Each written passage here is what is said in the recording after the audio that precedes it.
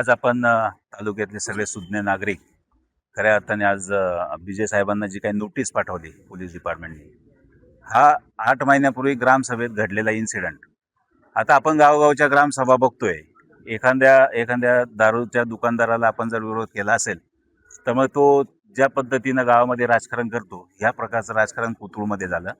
आणि म्हणून ही सगळे दारुडे मंडळी एकत्र येऊन पोलीस स्टेशनला हाताशी धरून आमचा आरोप आहे. आता साहेब काही गोष्टी स्पष्ट बोलले नाही, परंतु हे 2-2 महिन्यांनी का बाहेर निघतं आणि 8 महिने झाले त्यांच्याकडे सगळे इव्हिडन्स आहे म्हणतात.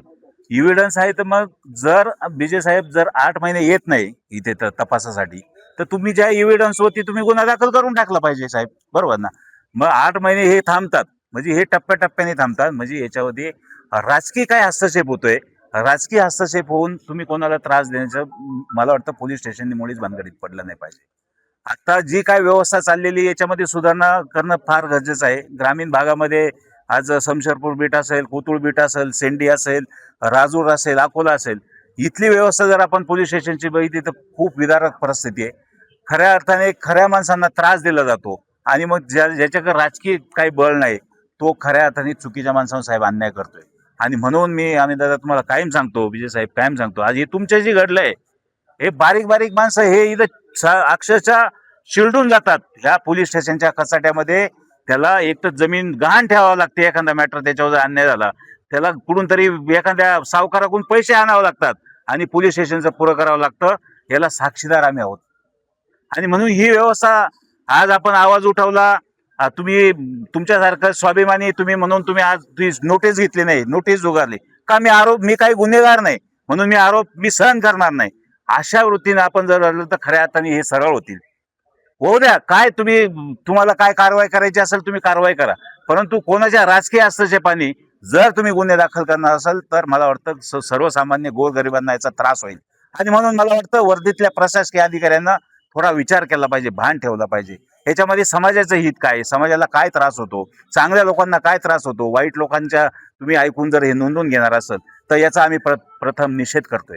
म्हणून आज हा जो प्रकार झालेला आहे, उद्या आता तहसीलदार साहेबांना आपण सांगणार आहे, उद्या SP साहेबांच्या बी कानावरती घालू, उद्या अजून आपल्याला मंत्रालय स्तरावरती जर पत्र करायचं आहे तिथेही करू.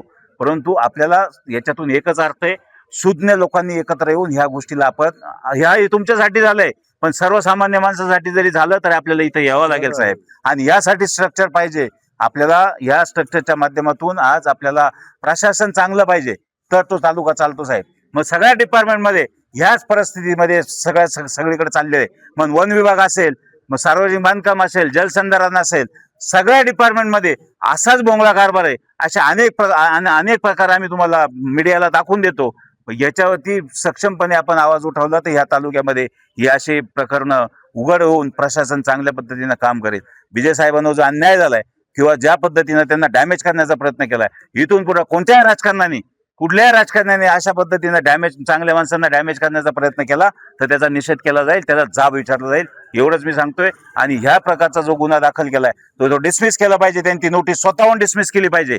कोणी त्याला उत्तर द्यायला येणार नाही, त्याचा जाब देणार नाही, त्याचा एक्सप्लेनेशन करणार नाही. म्हणून बोरसे साहेबांना आमची विनंती, तुम्ही कंच्या कायद्याच्या कचोटीत बसून ती जी आहे नोटीस दिलेली ती तुम्ही शहानिशा करा. आणि जर गुन्हा होत असेल तर तुम्ही पुढे फॉरवर्ड करा, आम्ही कोर्टातून करू, की अन्यथा तुम्ही ती डिसमिस करण्याचा अधिकार सुद्धा तुमच्याकडे आहे की ज्या तपासांती ते गुन्हेगार नाहीये किंवा त्यांनी काही आरोप केलेला नाही, काही चुकीचं केलेलं नाही. म्हणून आम्हाला पुन्हा विनंती, राजकीय दबावाखाली येऊन तुम्ही पोलीस स्टेशन चालू नका, एवढीच विनंती त्यांना. साई दृष्टी नेत्रसेवा चष्माघर अकोले शहरातील सर्व अत्याधुनिक सुविधा उपलब्ध असलेले एकमेव अद्ययावत शोरूम म्हणजेच साई दृष्टी नेत्रसेवा चष्माघर.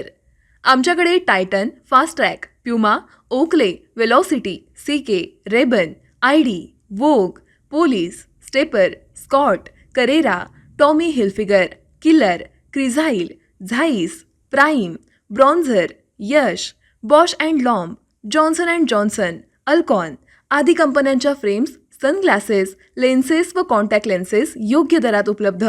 तसेच टायटन कंपनी लेन्सेसचे एकमेव अधिकृत विक्रेते.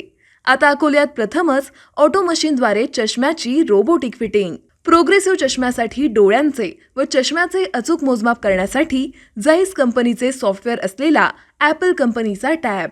तज्ज्ञ ऑप्टोमेट्रिस्टकडून कॉम्प्युटरद्वारे डोळ्यांची मोफत तपासणी, डोळ्यांची मायक्रोस्कोपिक तपासणी, काचबिंदूचे अचूक निदान करण्यासाठी डिजिटल टोनोपेनद्वारे डोळ्यांचे इंट्राऑक्युलर प्रेशर मोजणे, पॅकीमीटरद्वारे बुबुळाची जाडी मोजणे, कॉन्टॅक्ट लेन्सेसच्या अचूकतेसाठी कॅरेटोमीटरद्वारे बुबुळाचं मोजमाप करणे आदी अत्याधुनिक सुविधा उपलब्ध असलेले अकोले शहरातील एकमेव चष्माघर.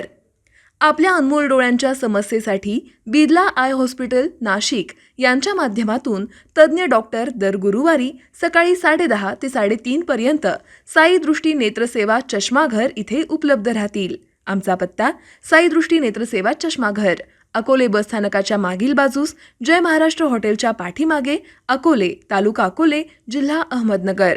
संपर्क 91 36 52 93 93.